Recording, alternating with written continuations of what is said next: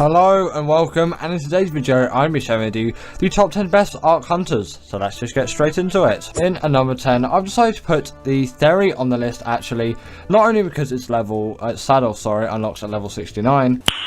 Nice. But simply because this is really great for the old hunting, and it does make sense. It is on the list after all. It's a great gatherer too, but considering it's a herbivore, it really does deserve to be on here as a hunter because it can gather all of those resources up after killing a corpse.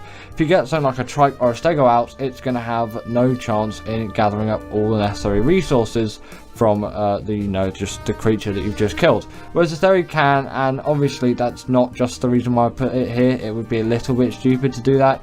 It is also just because it does a hefty amount of damage. You can go hunting with this creature with absolute ease. You shouldn't have too much issue overall with a creature like this. They are almost pristine for a herbivore in terms of the hunting, but you could obviously sort of tell why they're so good for all of their hunting. Their claws are just absolutely massive. You know, you're going to get a lot of mileage out of them. If you want to do the dragon as well, you can do it with Theories much more easily than if you're using something like Rex's, actually, because it's particularly particularly damaging to carnivorous creatures, where this is a herbivore and its fire attack is not going to do nearly as much damage. Continuing on, we have got the Ignatha, and this really does need to be here. Although not a hunter I use a lot, it does deserve to be on the list for its hunting prowess. It is quite a great creature in that aspect. It can pick up loads of creatures too and just smash the hell out of them, and it obviously can just smash the hell out of most creatures with no issues whatsoever. I have no real issues fighting down creatures with something like this. It is extremely good for the job. It's just maybe you could use this thing for travel, and that's what I use it for more, and you know, maybe some PvP combat too. Obviously it's not allowed into boss fights, but I think, you know, the reason why it's slightly further back is maybe the creatures further on the list are sort of slightly better at the hunting part. It's still great, it does tons of damage and you can get a lot done with it, but there's some other creatures out there which I think do a better job, and it is also sometimes a little bit of a marathon to get yourself a Ignatha. Sometimes maybe not worth it for the hunting side of things. The Theory is a much safer bet in that regard, but I have to put this thing in at least not the number 10 spot because it does definitely deserve something.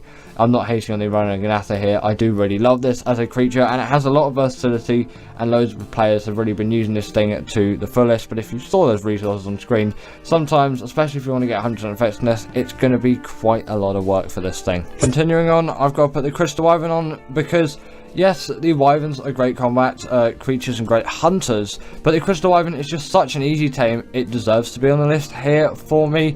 While the turning cycle isn't the best on these things, you can go out and you can get quite a lot of damage done with a creature like this, especially the Blood Crystal Wyvern. That is my preferred Wyvern of choice. You can just rip creatures to absolute shreds with a Wyvern like that. And again, they're insanely easy to tame compared to the normal Wyvern. They are so minimal effort to tame, you could say. Essentially, you need to be level 60. That can be very easily done with a note run, then knock out a Crystal Wyvern. Very easy to do now that you have the net gun and all of that. You can just take one of those with you, net gun one of these things and frank it out, and then boom, like that, take the Primal Crystal from it, and then, you know, you've got to passive feed the Crystal Wyvern that you want. Make sure you've got enough Primal Crystal as well. Maybe knock out a few Wyverns. Again, with the net gun, it really isn't too difficult, and then you've got yourself one of these things. In my opinion, it's a way nicer method than going down into the Wyvern trenches, and I do vastly prefer it from that. And it's a really great hunting creature for me, as it deals a lot of damage and it's insanely easy to tame. I can get them whenever I want, even if I'm starting out fresh. Again, it really doesn't take me too long, and within my first session I'm already up and running with Crystal Wyverns. In at number 7 we have got the Thyla, and come on, this really does deserve to be here. It's one of those creatures where they're just so mobile. They are really good hunters, and of course they have the bleed ability too, and you know, you really do have to put them on the list there for it. These creatures are just so versatile in the way that they hunt, and they're not too difficult to tame. Again, a simple trap will get you there, or the net launcher if you've got that net gun, whichever thing you want to call it. It's one of those. Again, I don't really mind what you call it. I know what you mean by net gun or net launcher. you know, there's a gun and it launches a net, or yeah, net launches from a gun. It depends what perspective you want to look at it from. But as you can see there, that raptor just completely demolished like that, no issues whatsoever. Creatures like this are just such a blessing to have in Ark Survival Evolved, and I love that the Thyla is included in Ark. Of course, it's been in the game for a while. It spawns on the island too, which means it's just so accessible for everyone out there. Like, you look on some other maps and, you know, especially if they're not free DLCs, I get a little bit iffy when it comes to lists, although, you know, we have got a paid DLC creature. Originally it came on a paid DLC, but you can get it on Fielder now. Come off the number 3 spot, but Fielder kind of evens things out again, because, you know, yeah, some people say, well, why don't you just get all the DLCs? Some people just only have, you know, the base game, or, you know, the base game with the free DLCs if they've installed those up. Personally, you know, a lot of people from my point of view have that, as they haven't bought all the DLCs. It can be a little bit of a marathon sometimes to buy all the DLCs, seemingly. I obviously have them, but, you know, that's for content purposes rather than playing. But I did get them before, but you know what I mean. Like, I got Bob's Tall Tales for content purposes, and I haven't even made a video on it yet, but we'll probably get around to that. Now, the Giga and the Carcharodonsaurus are going here, so don't say I didn't put the Carcharodonsaurus on the list.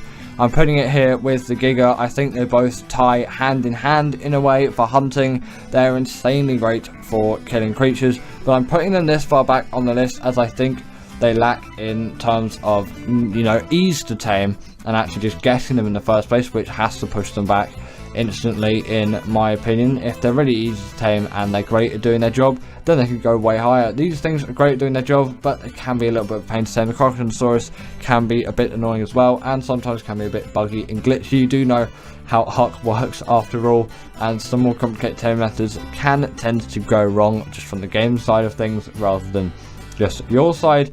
But there's no doubt in saying that they both are incredibly, insanely good at just hunting in general. They really do pack the punch when it comes to damage, and their health is enough to easily withstand any hunts that you're going to need to go on in the Ark map, because we're not really talking about bosses here, and these are only really useful on extinction for bosses, as they're not even allowed into boss fights on general maps, as they're seen as too powerful. They simply both did have to make a spotlight in this list, and so that's why I'm putting both of them here. In at number 5, we've got the Baryonyx. And why would you put this thing above the Giga, the Carcharodonsaurus, the Thyla, the Crystal Wyvern, the Rhino, and the Theri? Well, I really love what this thing does for water hunting and underwater hunting. And although maybe you don't do it a lot, it's a whole other dimension to it, and it can do basically all that the Thyla can. Maybe not quite as much mobility, and it does lack the bleed ability. It would be so insane if this creature had the bleed ability. But I still think the fact that all of that underwater stuff is accessible with a creature like this, it deserves the number 5 spot, putting it middle of the road. And also for caving as well, it is unbeatable. Still to this day, I love this creature's caving capabilities, and it is still an extremely mobile one. It can jump around, it can stun creatures as well on underwater hunts. That is an extremely incredible thing to have. Obviously, it can only stun creatures such as the size of Megalodon. If I haven't said that already, my memory is fading at the moment because it's a little bit late at night as I'm recording this, but yeah, you know, that is going to be extremely useful, and for caving as well. But caving and hunting, you're probably going to do maybe a little bit of hunting in a cave, because you'll hunt down some creatures and kill them.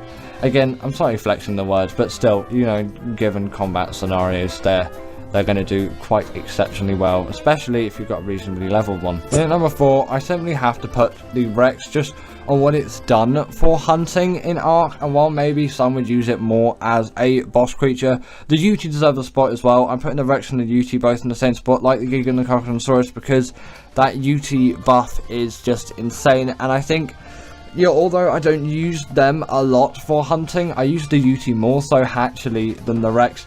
They deserve the number 4 spot in my opinion, because I prefer all the creatures further along on the list for hunting.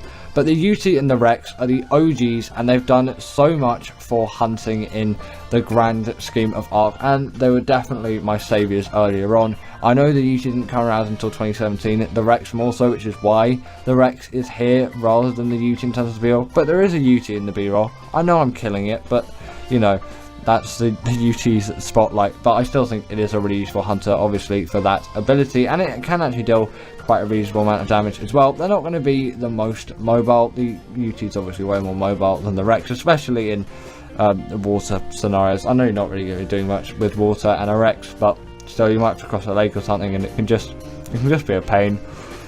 They're not the most mobile things out there, you can probably tell, but they deserve to be here for what they've done in Ark and just how long they've been here and how they're still used and great to this day.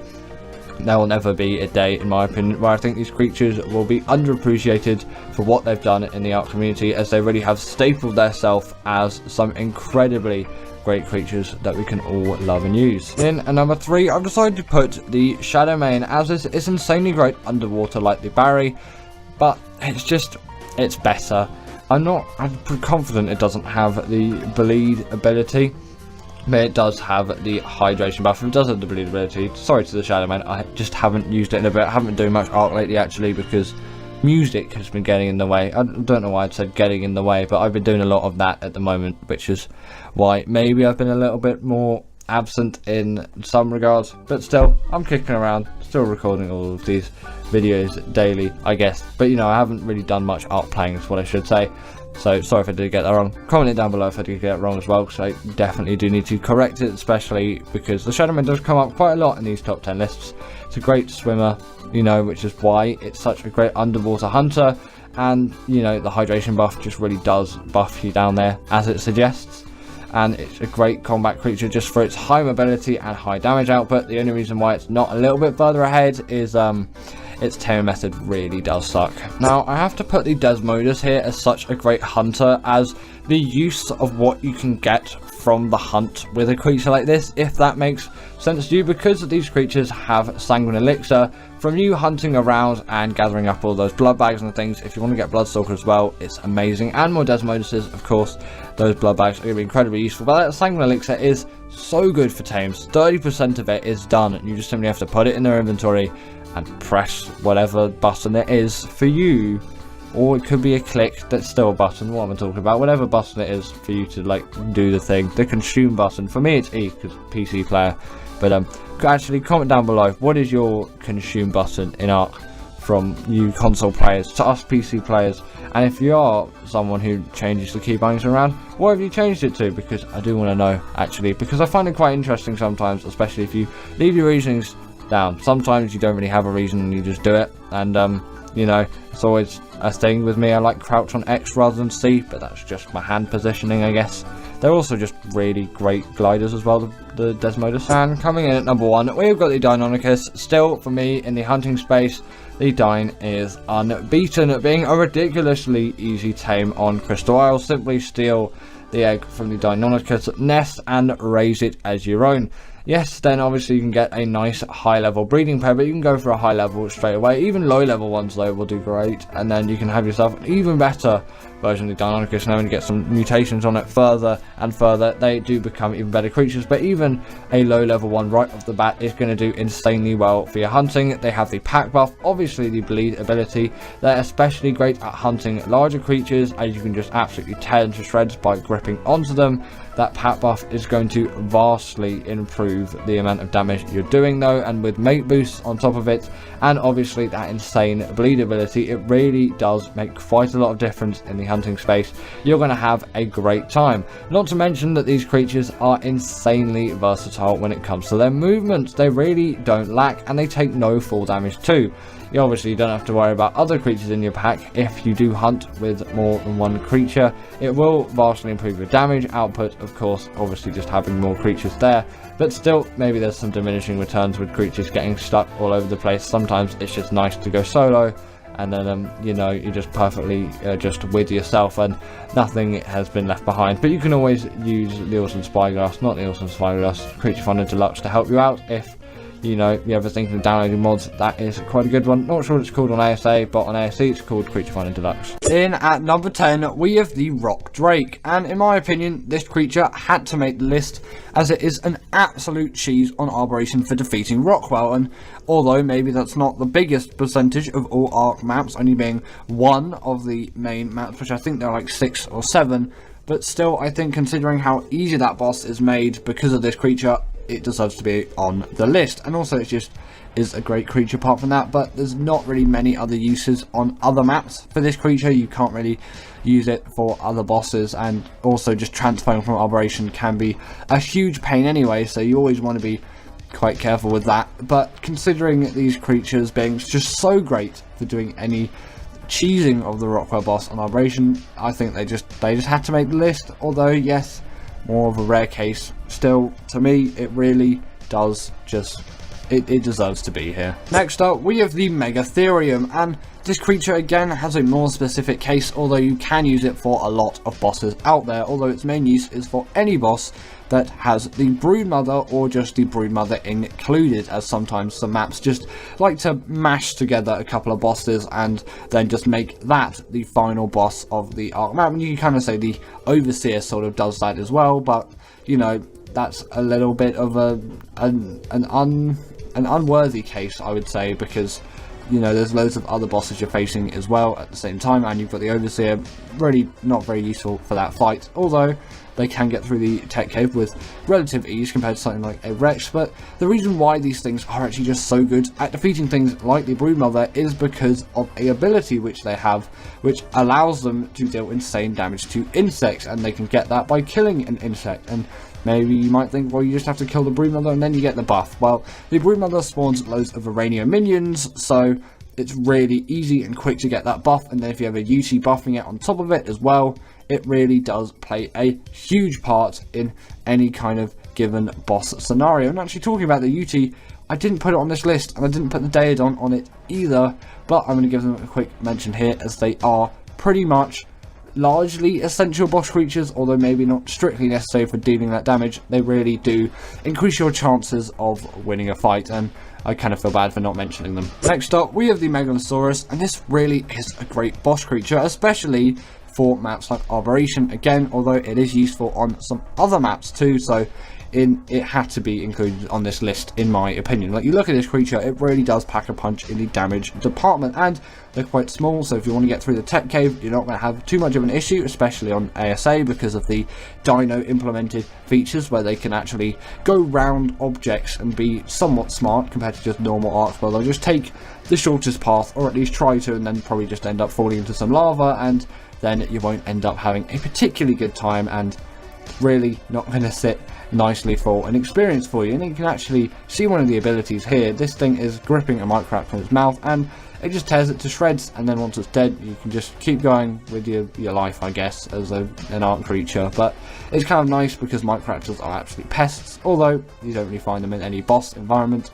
Quite useful for some Dimorphodons on the Dragon boss fight. Those, they can quickly snatch those up and kill them, as they are an absolute nuisance as they damage the rider, and they can really decrease the chances of you actually winning that boss fight. So that is an extremely great use of these creatures. If you don't have Theres, I would recommend using the Megalosaurus or the Megalosaurus and some Theres, so you can get those Dimorphodons,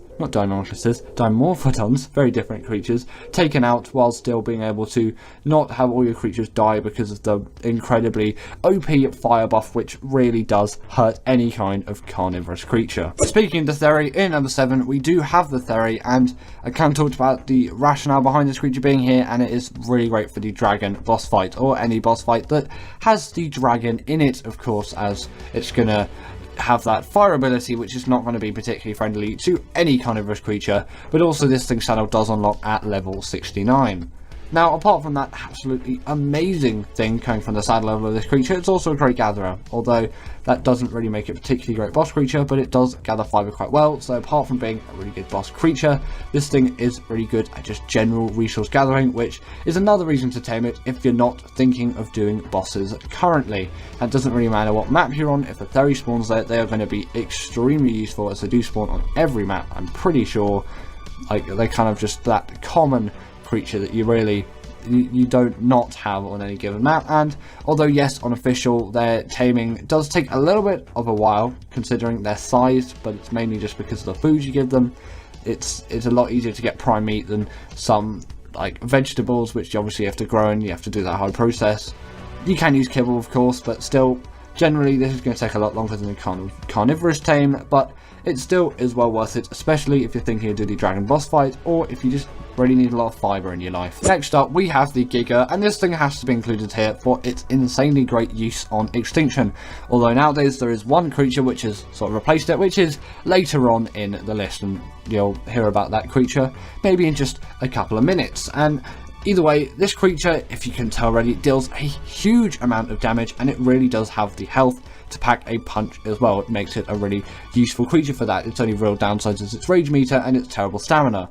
Although you probably won't be riding this creature when using it, considering that they're mainly used for the Titan boss fights, and you're going to have loads of these things anyway, and you might be riding something like a mech, or maybe just another equivalent creature, although you can end up on Gigas at some point. You might want to use the Yuti to buff it up, although you really don't want to get near that damage zone, as that Yuti is going to die very quickly. And if you're doing the Desert Titan on Extinction, you're going to want to use a Quetzal instead. You really can't use Gigas for this thing. The Quetzal is the best creature for it, so I'm going to give it a slight mention here as well, although it's pretty much only useful for that boss fight. And you can kind of say the Moser is really great for the Moda boss fight, the same as the Megalodon, although they are in extremely rare cases, and they're not even the main bosses of the map, apart from obviously that previous example, but the Moda isn't the main boss of Genesis Part 1. In at number 5, we have got the Spino, and I know I've already talked about it earlier, but I kind of want, if I was to put the UT on this list, I would put it in at this spot, as I think all the creatures past it the better, but it's kind of on par with Spino is. It's just, you're quite limited when you've only got 10 creatures on the list, and maybe I should have spent a little bit more time thinking and considering. And for the Daedon, for that example, I would have probably put that in at like number 9, number 8. That's kind of where it sits, as is less essential. You kind of maybe put the Snowmail there as well, but that is in even rarer cases, so I don't really think it deserves to make the list. But the reason why the Spino is here is because of this thing's great mobility, and it also deals quite a huge amount of damage as well, which again does play huge benefit for this creature. You can get a creature which deals insane amounts of damage and also has quite high mobility. Compared to something like the Rex though, it does lack in the health department, but it's just so mobile. It really is a creature worth considering. And actually, if I'm doing the Megapithecus at boss fight, I might actually use Spinos for it. I'll use Megatherians for the Broodmother, then obviously Theres for the Dragon, and then I'll use these things for the Megapithecus, although I have used Rexes for all 3 bosses on the island. Mainly the Megapithecus, of course. I pretty much only go for Theres if I'm sticking to just creatures on the island.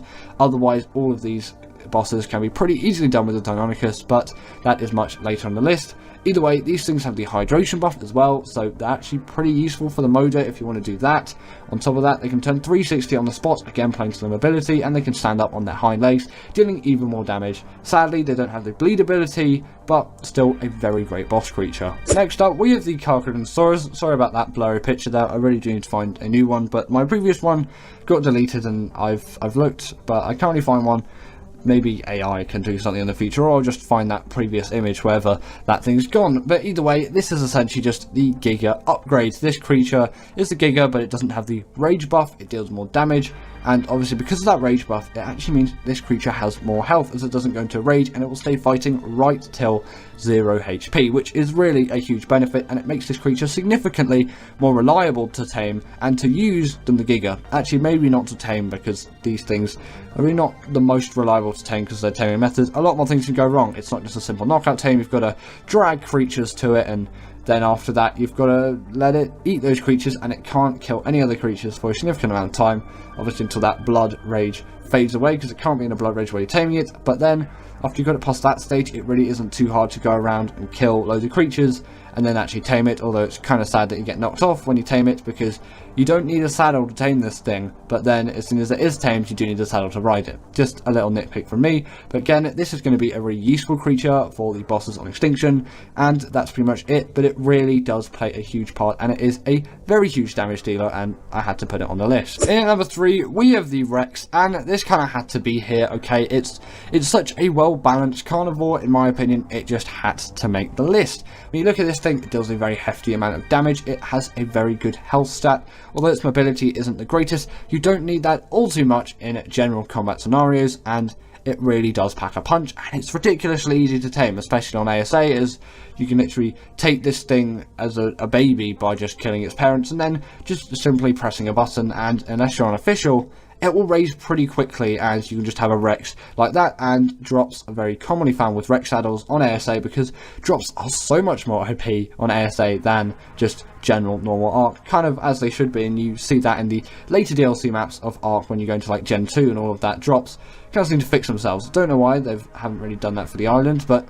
maybe they're just like, it doesn't need the island, it's what it is now. It's just that first map that, although it's been really well designed, it does lack in a few features that the other maps really deliver, and sometimes, you know, there are some features in the new maps you kind of take for granted, although you don't really notice that too much in your Arc playing. It's just a couple of nitpicks when you go to like Gen 2 and all those newer maps. There's just a few things which just, they work better, not it work better. What is wrong with my grammar today? But yeah, sadly also the Rex doesn't deal the bleed ability, but it can do the raw and knock people off their riders.